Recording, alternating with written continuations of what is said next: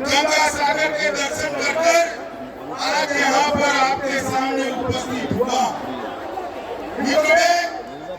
भारत के पश्चिमी विधानसभा बंगाल चुनाव का दिन नजदीक आ रहा है, वैसे ही माहौल और ये पूरा पारा गर्म होते जा रहा है।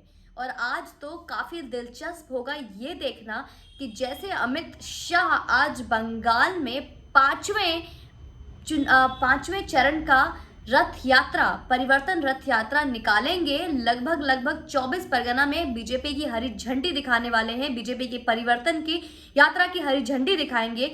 और ठीक आज शाम को ही इसी जिले में गुरुवार को ममता बनर्जी भी मौजूद रहेंगी। ये देखना दिलचस्प होगा कि आज निशाना ठीक एक ही जगह से, एक ही जिले से एक साथ साधा जाएगा, क्योंकि इसी जिले से ममता बनर्जी के जो प्रिय भतीजे हैं, अभिषेक बनर्जी का जिला है ये।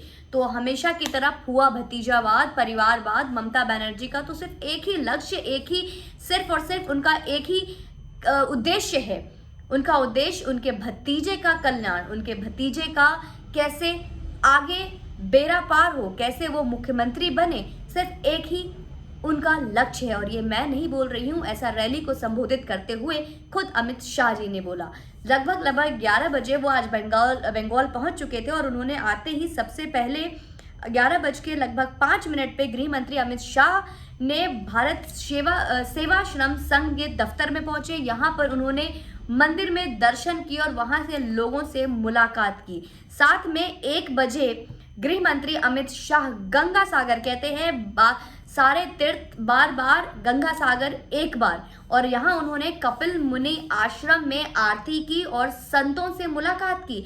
अमित शाह ने कहा कि हमारी सरकार आने पर गंगा सागर को भी बड़ा तीर्थ स्थल बनाएंगे।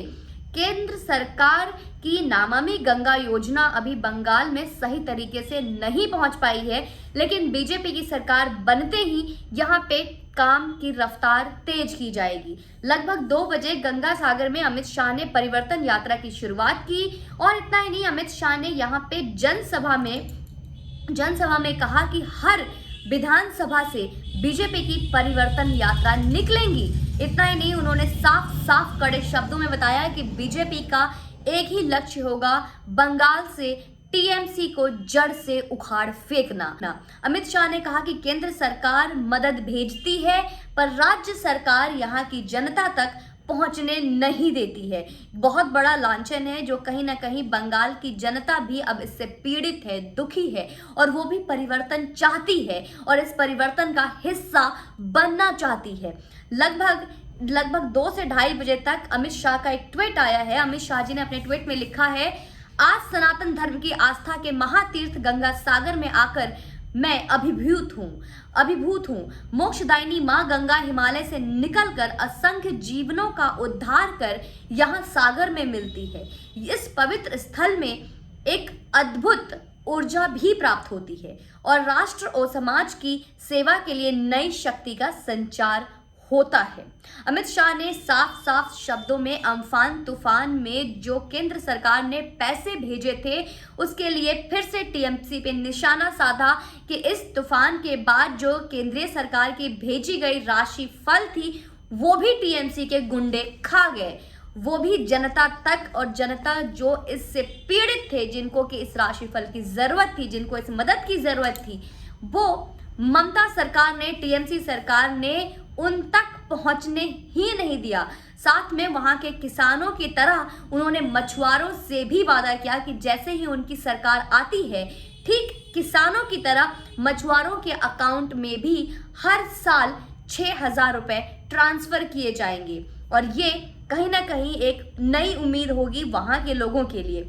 साथ में उन्होंने फिर से एक बार उन 130 बीजेपी कार्यकर्ताओं को याद करते हुए अपने आंसुओं का घूंट पीते हुए साफ साफ शब्द में बोल दिया है कि जैसे ही उनकी सरकार आती है, इन सारे गुंडों को, हत्यारों को चुन चुन कर पाताल से भी निकालेंगे और एक एक को सजा देंगे।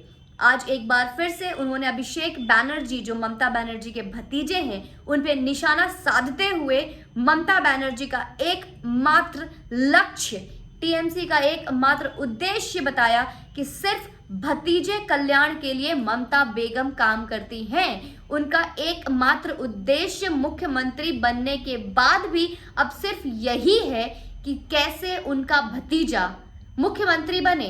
तो उन्होंने साफ तरीके से और इतना ही नहीं, उन्होंने बोला किस तरीके से ममता बनर्जी हाय भतीजा हाय भतीजा हाय भतीजा करती हैं। तो जहां उन्हें समाज की सेवा करनी चाहिए, बंगाल की सेवा करनी चाहिए, तो उन्हें समाजवाद से कोई लेना देना नहीं है। समाज की रक्षा से, समाज क्या चाहती है, उनकी जनता किस चीज़ से पीड़ित है, किस चीज़ की आवश्यकता है, इससे उन्हें कोई लेना देना नहीं है। उनका एकमात्र सिर्फ और सिर्फ उद्देश्य उनका भतीजा है।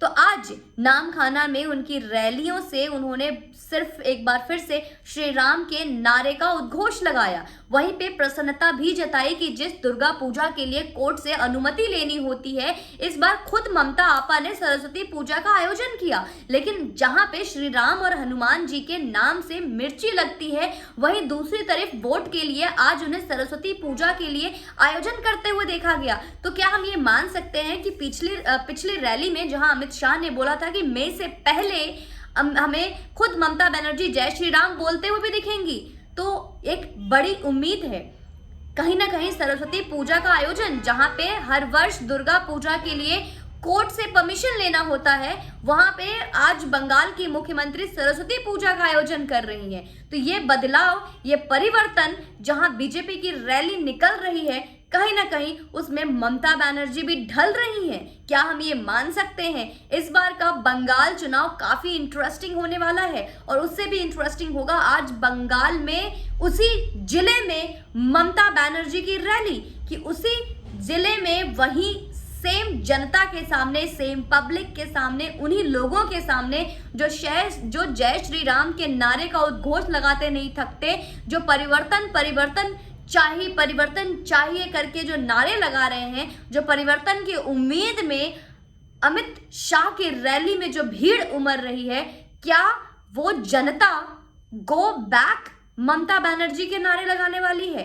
क्या गो बैक दीदी जैसे नारे लगने वाले हैं? आज शाम की जो रैली है वो काफी इंटरेस्टिंग होने वाली है, कि एक तरह से मैं कहूंगी ये एक रणभूमि बनने वाला है। ये बंगाल चुनाव विधानसभा का 2021 का काफी इंटरेस्टिंग होगा, बने रहिए।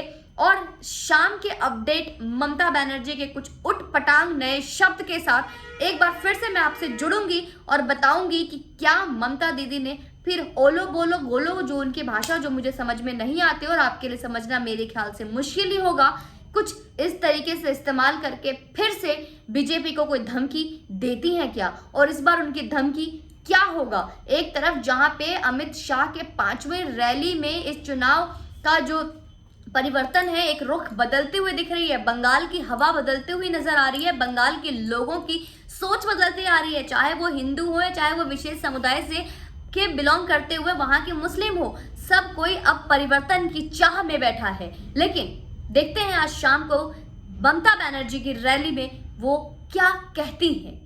मेरे साथ बने रहिए कुछ इंटरेस्टिंग अपडेट्स के साथ। जय हिंद, वंदे मातरम।